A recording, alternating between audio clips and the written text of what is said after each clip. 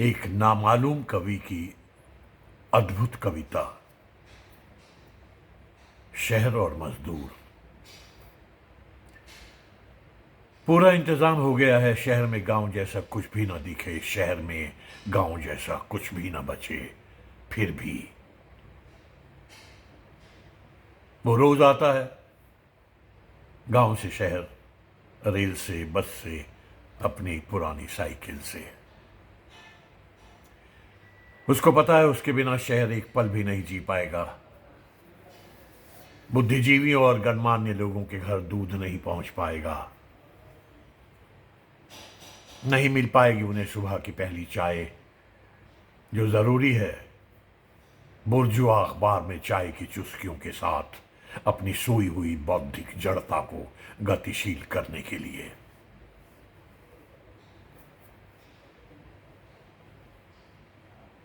School bus का इंतजार करते रह जाएंगे, नहीं पहुंच पाएंगे उनके बच्चे स्कूल। नहीं हो पाएगा बड़े सरकारी बंगलों और ठेकों का निर्माण कार्य, जो देश की प्रगति के लिए बहुत जरूरी है।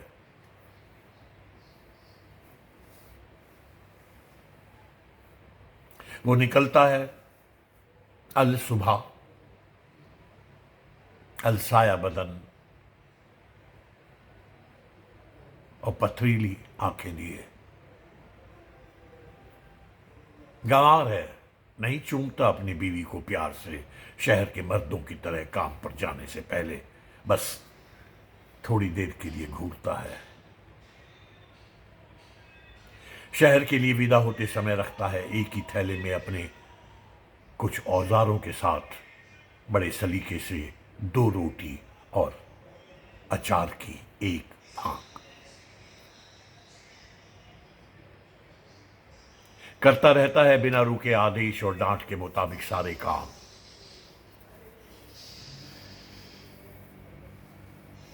थकान उसके जीवन में एक वर्जित शब्द है। उसका मस्तिष्क सीख गया है शिकायत की किसी भी भाव को अपने अंदर प्रकट ना होने देना। काम करने के बाद दोपहर को पेड़ की छांव में सुस्ता कर डालता है फेफड़ों में बीड़ी की गर्म हवा। देखता है थोड़ी देर के लिए फटे हुए बटुए में बीवी का पुराना फोटो।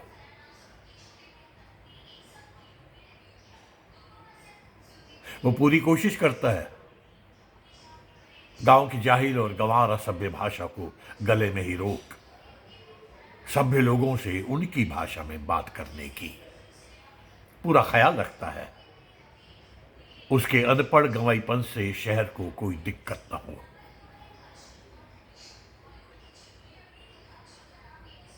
अक्सर ऊँघता रहता है वो बस में, अल सुबह या देर रात्रि के सफर में। बैठने से पहले तलाशता है बस में अकेली सीट, ताकि सभ्य लोगों की पोशाक खराब ना हो उसके चिपचिपाते बदबूदार पसीने से। वे मजबूर ना हो उसके साथ नाक पर रुमाल रखकर सफर करने के लिए। वो मजदूर है, पीढ़ी दर पीढ़ी ऐसे ही अपने खून पसीने से बनाया है उसने हर शहर। फटे खुरदुरे हाथों में कुदाल लिए पसीने से तरबतर चीरा है लगातार धरती का सीना। माटी पर गिरते गर्म खून और ठंडे पसीने से आई है हमेशा उसको रोटी की खुशबू।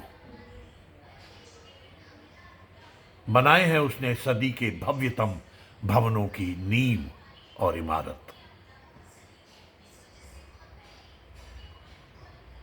कटे पैरों के बावजूद गोदामों से लाके रखा है आराम और सजावट का हर सामान मध्यम और कुलीन वर्ग की बैठक में।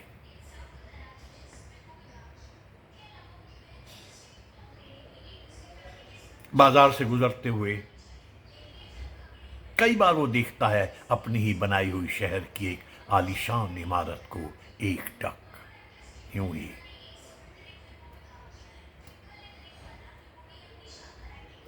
धुंधली हो चुकी स्मृतियों को जिंदा कर याद करता है अपनी जिंदगी का कभी न कहा जा सकने वाला एक एहसास।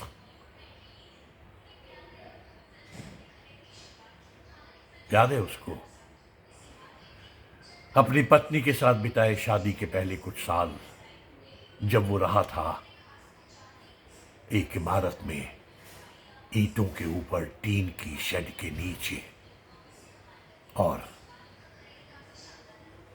उसकी पत्नी के सर पर 10 ईंटें रखकर सीढ़ियों पर चढ़ने से उसके सामने तड़प तड़प कर हुआ था गर्भपात उसका। याद है उसे।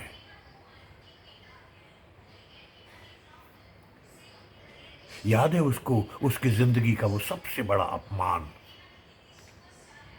उद्घाटन में मंत्री जी के भाषण के बीच में जब उलझ पड़ा था वो पंडाल में सरकारी ठेकेदार से अपनी बकाया मजदूरी को लेकर, और कैसे पुलिस ने उसे बेहोश हो जाने तक मारा था और फेंक दिया था बाहर सड़क पर। याद है उसे। याद है उसे उस इमारत में सुने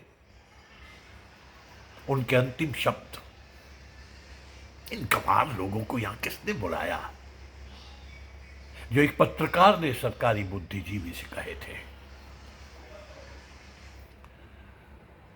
वो रोज एक दो नहीं हजारों ऐसी इमारतों को देखता है, हजारों जगहों पर खड़े होकर रोज ऐसे ही इतिहास में गुम होकर करता है सभ्यता का सबसे मार्मिक न सुना जाने वाला विलाप।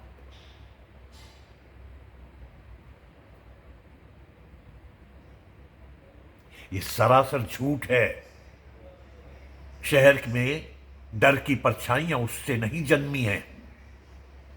देखो शहर खुद कितना बदतमीज है, जिसने कर दी है घोषणा कि किसी भी सार्वजनिक जगह पर उसकी सहज उपस्थिति संदेहास्पद है, जबकि वो शहर का एकमात्र शिल्पकार है।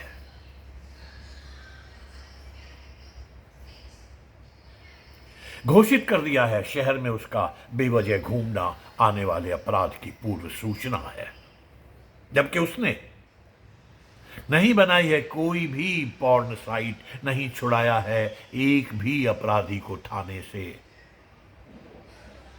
राजनीति के लिए नहीं की है किसी दंगाई की पैरवी, अदालतों से नहीं करवाया है बरी भ्रष्टाचारियों और सामूहिक नरसंहार के कातिलों को।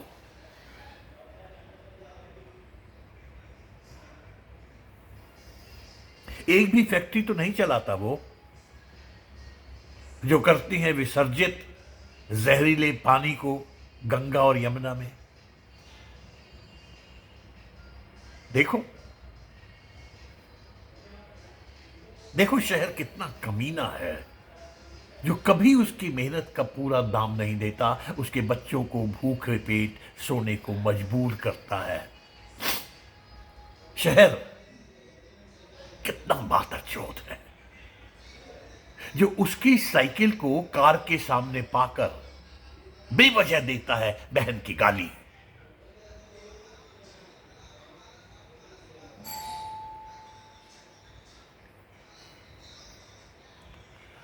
वो जा रहा है